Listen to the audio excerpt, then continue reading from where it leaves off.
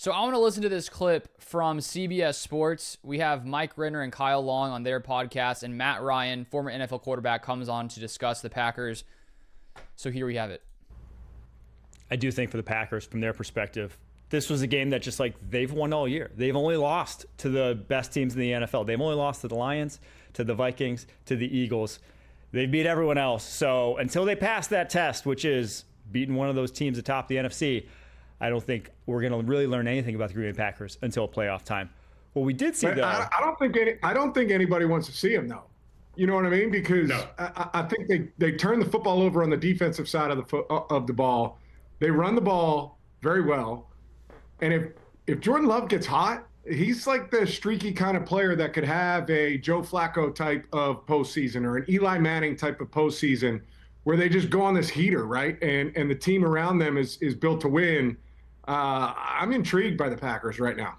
What have you seen from Love Matt, specifically? Hey, Matt, we've seen Jordan Love have these heaters you're talking about, and it's scary. As a Bears fan, I hate to talk about this, but Jordan Love can quickly become the most dangerous guy in the stadium at the drop of a hat, particularly in these gotta-have-it situations.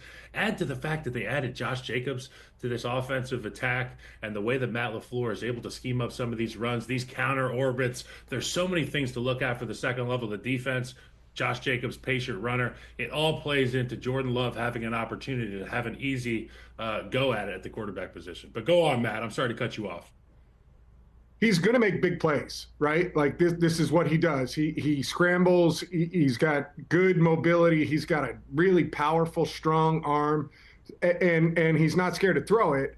It comes down to the no turnovers. And that graphic, right, the 0 turnovers, 7 touchdown passes that he's had in the last 4 games. I mean, to me, if he kind of can keep that going, the big plays are going to be there. That's just kind of the nature of the skill positions that he has, the style that he plays. If you can limit some of those turnovers, it could be a scary group. And Matt LaFleur, I feel like doesn't get enough credit for his playoff pedigree as well, right? Like he hasn't been to to the Super Bowl yet, but they've consistently been successful in the postseason. So you got a quarterback who can get hot. You got a coach who's comfortable coaching in those type of situations, and a really good team around them.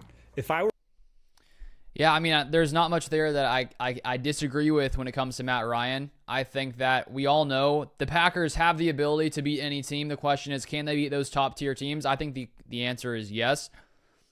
When you look at the scores at some of these games, when they did lose, it's not like it was a lopsided battle. Outside of maybe the Lions won the first Lions game. But in the other losses, they only lost 34-29 to the Eagles. They then lost 31-29 to the Vikings when Jordan Love was hobbling around.